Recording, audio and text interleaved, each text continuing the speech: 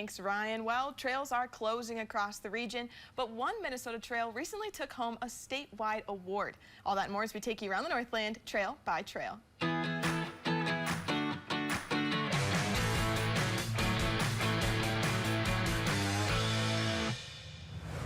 We start in Washburn, where the U.S. Forest Service is making repairs to a nearby boardwalk. The boardwalk is located in the Long Lake Recreation Area. A temporary reroute is being finalized, with long-term plans being considered. Officials say the boardwalk needed to be closed for safety after portions of it shifted during the winter. We stay in Wisconsin, where the Chequamegon National Forest is closing trails for the season. As of Tuesday, ATVs, UTVs, equestrians, and bicycles will be prohibited on trails through May 1st.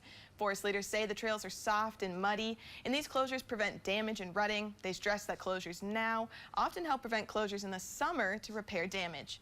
And we wrap up in Eveleth, Minnesota, where a local trail is getting a statewide recognition. The Mesabi Trail, and more specifically its marketing campaign, was awarded the One Minnesota Award for 2024.